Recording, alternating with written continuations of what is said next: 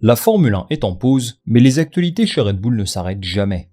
Depuis le début de la saison, l'écurie autrichienne est très en vue dans les médias spécialisés F1, et pas forcément de la meilleure des façons. Il y a d'abord eu l'affaire Christian Horner, la présentation de cette monoplace, qu'on pensait invincible, un début d'année très cohérent, puis des tensions internes entre Helmut Marko, Max Verstappen et Christian Horner encore une fois, puis une certaine baisse de forme, une vraie chute dans les résultats, des résultats qui sont sans doute très éloignés de leurs attentes initiales. Et aujourd'hui, Red Bull continue d'alimenter l'actualité. Au vu de ces résultats récents, on s'attendait d'abord à ce que Sergio Pérez soit écarté. Mais finalement, le management de Red Bull nous a annoncé qu'il souhaite le conserver jusqu'à la fin de la saison. En parallèle, on a appris le départ d'un cadre majeur de Red Bull, qui va rejoindre Mattia Binotto chez Audi. Du côté de l'équipe B, les Racing Bulls, ils connaissent également un vrai casse-tête au niveau de leurs pilotes. Tout ça, ça m'amène à faire cette vidéo aujourd'hui. J'ai envie de discuter avec vous de toutes ces actualités autour de Red Bull, et de comprendre quelles seront les répercussions sportives de leurs décisions. Alors la première chose que j'aimerais évoquer, c'est le fait que Pérez soit conservé jusqu'à la fin de la saison. En théorie, ce n'est pas une surprise. Je vous rappelle qu'il y a quelques semaines, il a signé une extension de contrat qui s'étend jusqu'en 2026. Logiquement, le futur de Pérez dans l'écurie est donc assuré. Mais évidemment, rien n'est jamais sûr en Formule 1, et encore moins chez Red Bull. Dès l'annonce de la signature de ce nouveau contrat, il semblait évident qu'il y a des clauses de performance. Pour faire simple, Red Bull a la capacité légale de se séparer de lui s'il ne remplit pas certains critères. Malheureusement, je n'étais pas présent dans le bureau de Christian Horner au moment de la signature, mais plusieurs médias rapportent qu'il doit inscrire un certain nombre de points pour conserver son baquet. Par exemple, Motorsport avance qu'il doit terminer à moins de 100 points de Max Verstappen. Le cas contraire, ils auraient le droit de lui montrer la sortie. À l'issue du Grand Prix de Belgique, beaucoup de personnes s'attendaient à ce que Pérez ne soit plus là à la rentrée. Mais contre toute attente, Christian Horner lui-même a annoncé aux employés de Red Bull qu'il allait rester. Une information confirmée par le site officiel de la Formule 1, et qui a de quoi surprendre. Après tout, le bilan sportif de Pérez sur ses dernières courses est catastrophique. J'ai regardé le bilan comptable de quelques pilotes sur les 7 derniers Grands Prix. Norris inscrit 98 points, Piastri 114, Verstappen 116 et Sergio Pérez 24. Entre-temps, vous le savez, Red Bull a perdu du terrain au championnat constructeur. S'ils finissent par le perdre, les performances de Sergio Pérez seront en grande partie responsables. Alors pourquoi a-t-il été conservé ? Premièrement, parce que ses remplaçants potentiels ne donnent pas entièrement satisfaction à Red Bull. Le choix numéro 1, c'est Daniel Ricciardo. Mais vous l'avez vu, il n'est pas assez régulier pour prétendre à ce baquet. En vrai, vu ce que fait Pérez, je pense que Ricciardo pourrait presque rapporter plus de points que lui. En tout cas, ils n'ont pas grand chose à perdre à essayer. Mais s'ils ne sont pas encore sûrs de le conserver chez Vicarb l'an prochain, je peux comprendre leur décision de ne pas le promouvoir dans le baquet. Deuxième solution, Yuki Tsunoda. Le problème, c'est qu'Helmut Marko n'a que très peu de considération pour sa candidature. Il dit qu'il n'est pas prêt pour rouler pour Red Bull. J'ai envie de dire qu'on ne le saura pas tant qu'on ne l'aura pas vu. On sait qu'il y a également un enjeu politique avec lui, puisqu'il a le soutien d'Honda. Donc est-ce qu'ils ont vraiment envie de promouvoir un pilote qu'Honda souhaite placer chez Aston Martin d'ici 1 an et demi ? J'en suis pas si sûr. Malgré le fait qu'il réalise sa meilleure saison jusqu'à présent, Tsunoda a toujours une certaine propension à commettre des accidents. Et ça, je pense que ça fait un petit peu peur à Red Bull. Dans ce contexte, Helmut Marko affirme donc que Pérez est la meilleure solution. Il met en avant qu'il va se retrouver sur des circuits qu'il apprécie ces prochaines semaines. Singapour, Bakou, Monza, Las Vegas aussi, ce sont des circuits où il a obtenu de bons résultats l'an dernier, c'est vrai. Évidemment, il y a aussi un côté émotionnel avec le Grand Prix du Mexique qui arrive. C'est vraiment difficile d'imaginer Pérez quitter Red Bull avant cette échéance. Et d'ailleurs, une drôle de théorie est apparue à ce sujet dans les médias. Le site allemand F1 Insider nous informe que Liberty Media eux-mêmes auraient demandé à Red Bull de conserver Pérez. Selon eux, se séparer de lui à ce moment-là aurait pu signifier de grosses pertes d'argent. C'est clair que Sergio Pérez a une cote de popularité énorme au Mexique, et même dans les pays d'Amérique latine. Red Bull a évidemment complètement démenti cette rumeur. Mais que ce soit vrai ou pas, il est clair qu'il y a un aspect économique qui est entré en compte. Vous connaissez peut-être Carlos Slim, le milliardaire mexicain qui a financé la carrière de Sergio Pérez depuis toujours. Eh bien, il a participé très activement aux négociations pour accueillir un Grand Prix à Ciudad de México. Et il a toujours un poids prépondérant là-bas. Vous allez sur le site du Grand Prix du Mexique, puis sur la partie sponsor, et vous voyez l'entreprise Telcel, un géant dans le domaine des télécommunications qui appartient à Carlos Slim. La F1, c'est de la politique, les amis. Écarter Pérez avant le Grand Prix du Mexique aurait des conséquences commerciales et économiques énormes. Pour Liberty Media, évidemment, mais aussi pour le groupe Red Bull. Je pense donc que cet aspect est évidemment rentré en compte. Pour l'instant, le championnat constructeur n'est pas perdu. Et après tout, l'important, c'est que Max Verstappen soit champion. Décrocher le titre pilote est l'objectif numéro 1. Le titre constructeur, c'est du bonus.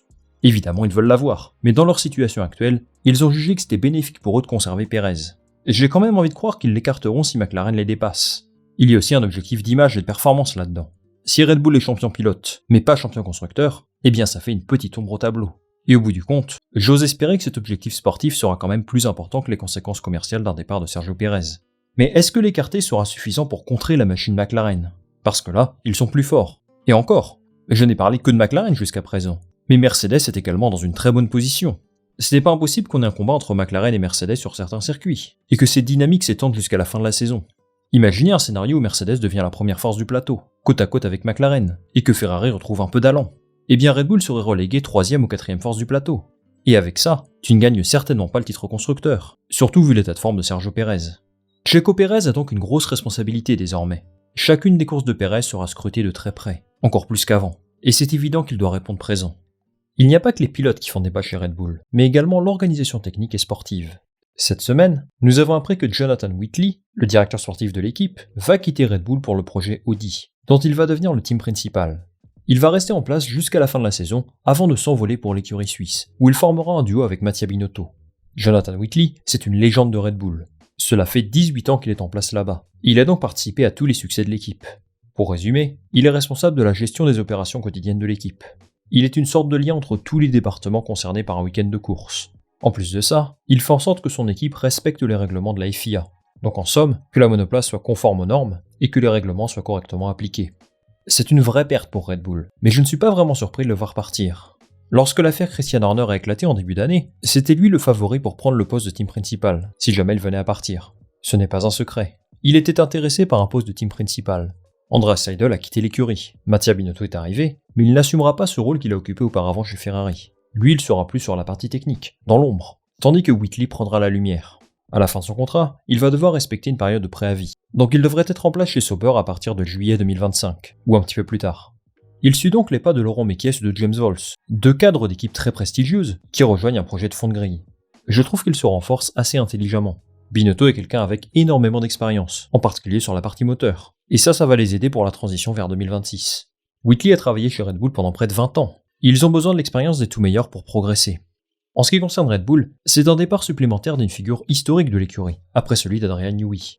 Perdre deux légendes de ton équipe comme ça, coup sur coup, ça ne me semble pas être une bonne nouvelle, et ça nous montre que Red Bull est toujours en pleine tourmente. Ce n'est pas vraiment un bon signal envoyé à Max Verstappen, qui voit que son équipe continue d'évoluer sans cesse. Alors que Mercedes et Aston Martin sont intéressés pour le signer, eh bien ça peut clairement remettre son avenir en question, du moins sur le moyen long terme.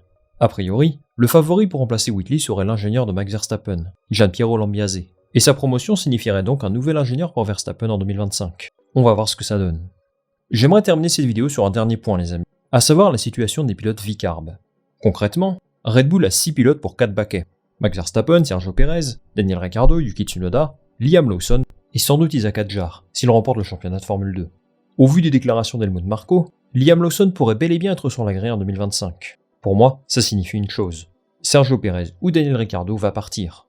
Si Ricciardo n'est pas promu chez Red Bull, je ne vois pas pourquoi il le conserverait.